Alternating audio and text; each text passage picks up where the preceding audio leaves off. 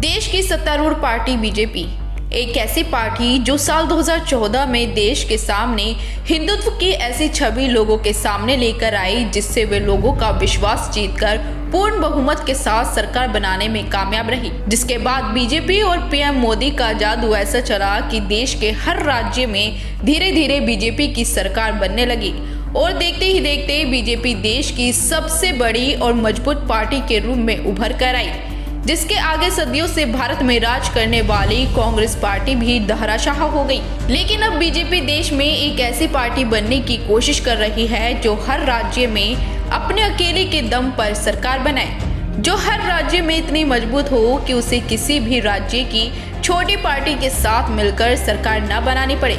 जिसके चलते बीजेपी आए दिन नई नई रणनीति बना रही है, जिसका नजारा हमने महाराष्ट्र और बिहार में देखा, जहां एक तरफ महाराष्ट्र में बीजेपी ने ऐसी रणनीति खेली कि उद्धव ठाकरे की सरकार देखते ही देखते गिर गई और बीजेपी ने उसी पार्टी के विधायकों के साथ मिलकर सरकार बना ली।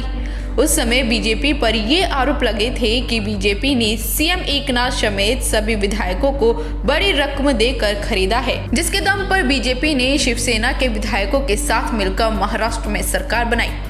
तो वहीं दूसरी तरफ बिहार में भी बीजेपी ने ऐसा ही सपना देखा, लेकिन यहाँ पर सत्तारूढ़ पार्टी को मुंह की खानी पड़ी। बिहार में बीजेपी ने नीतीश कुमार की पार्टी जेडीयू के साथ मिलकर सरकार बनाई थी। हालांकि चुनाव के दौरान बीजेपी को जेडीयू से ज्यादा वोट मिले थे, लेकिन फिर भी मुख्यमंत्री की कुर्सी पर नीतीश कुमार को बैठाया गया, जिसके कुछ समय बाद ही दोनों पार्टी के बीच दरार पड़नी शुरू हो गई। जिसकी बड़ी वजह थी कि नीतीश कुमार को लगता था कि बीजेपी उनके विधायकों को उनकी पार्टी से तोड़कर अपने पाले में लाना चाहती है और अकेले अपने दम पर बिहार में सरकार बनाना चाहती है। लेकिन यहाँ बीजेपी का ये खेल उन्हीं पर भारी पड़ गया और नीतीश कुमार ने समय रहते हुए बीजेपी का साथ छोड़कर आरजेडी और कांग्रेस के साथ मिलकर महागठबंधन बनाया और बिहार में महागठबंधन की सरकार बना ली। इस तरह बीजेपी एक राज्य में सत्ता में आने में सफल रही तो दूसरी तरफ सत्ता में रहते हुए भी सत्ता से बाहर हो गई। लेकिन बीजेपी यहीं रुकने वाली नहीं थी, क्योंकि बीजेपी का सपना तो हर राज्य में अपनी सरकार बनाना था। इसी के चलते बीजेपी की नजर देश की राजधानी दिल्ली पर थी। जी हाँ, वो दिल्ली जहाँ के लोगों ने कांग्रेस और मोदी लहर के बाद भी आप यानी आम आदमी पार्टी की सरकार को चुना। वो सरकार जिसका नारा ही भ्रष्टाचार को दूर करना था। लेकिन अब वही पार्टी भ्रष्टाचार के आरोप में फंसती जा रही है। अब ये बीजेपी की साजिश है या आपके नेता पैसों के आगे इतने कमजोर पड़ गए कि उनके ऊपर नई आबकारी नीति के मामले में घोटाले करने का आरोप लग गया, जिसके चलते दिल्ली के डेप्यूटी सीएम मनीष सिसोदिया के यहाँ सीबीआई का छापा पड़ा।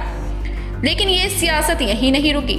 सीबीआई के छापे के बाद मनीष सिसोदिया ने बीजेपी पर संगीन आरोप लगाते हुए कहा था कि बीजेपी उन्हें मोटी रकम देकर खरीदना चाहती है और अगर वो आपको छोड़कर बीजेपी में शामिल होते हैं तो उनके खिलाफ हो रही सीबीआई की छापेमारी बंद हो जाएगी और उनके खिलाफ चल रहे सारे मुकदमों को भी वापस ले लिया जाएगा। हालांकि मनीष सिसोदिया ने बीजेपी का ये ऑफर ठुकरा दिया, लेकिन ये सिलसिला यहीं नहीं रुका।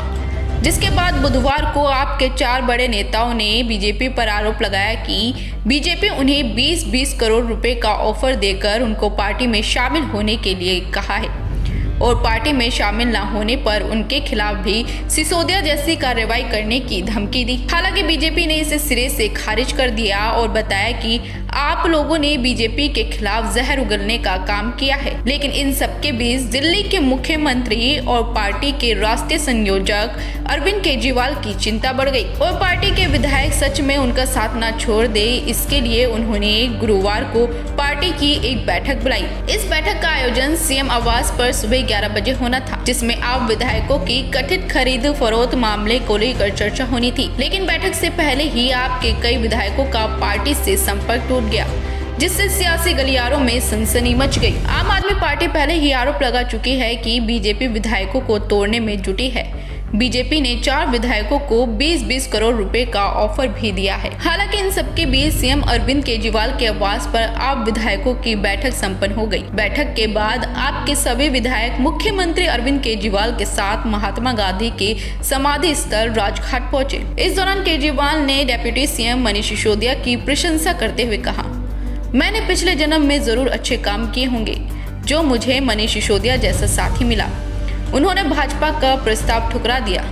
अब वे पैसे देकर हमारे विधायकों को भाजपा में शामिल होने का प्रस्ताव दे रहे हैं। मुझे खबर मिली है कि भाजपा आपके प्रत्येक विधायक को 20 करोड़ रुपए में शामिल होने का प्रस्ताव दे रही है। उन्होंने आगे कहा, मैं खुश हूं जो मेरा एक भी विधायक उनके प्रस्ताव स्वीकार नहीं किया। मैं दिल्ली की जनता को बताना चाहता हूं कि आपने एक ईमानदार पार्टी को वोट दिया है। हम मर जाएंगे लेकिन कभी देश की जनता को धोखा नहीं देंगे। इतना ही नहीं, इस पूरे मामले पर अब आप बीजेपी पर हमलावर है। आप विधायक सौरभ भारद्वाज ने बीजेपी पर आरोप लगाया कि आम आदमी पार्टी के 40 विधायकों को खरीदने के लिए प्रत्येक विधायक को 20-20 करोड़ रुपए का प्रस्ताव दिया गया। सीबीआई और ईडीआई को जांच करनी चाहिए कि 40 विधायकों को खरीदने के लिए भाजपा के पास 800 करोड़ रुपए कहां से आए। इसी के साथ अब ये सवाल भी खड़ा होता है कि अगर सच में बीजेपी आपके विधायकों को खरीदना चाहती है तो बीजेपी के पास इतना पैसा कहां से आया? क्या ये काला धन है जिससे बीजेपी आपके विधायकों को खरीदना चाहती है? जो सीबीआई विपक्ष के हर नेता के यहाँ छापेमारी कर रही है, वो सीबीआई बीजेपी के खिलाफ क्यों कार्रवाई नहीं करती? फिलहाल इस रिपोर्ट में बस इतना ही। आप बने रहिए हमारे साथ और देखते रहिए राष्ट्रवन न्यूज।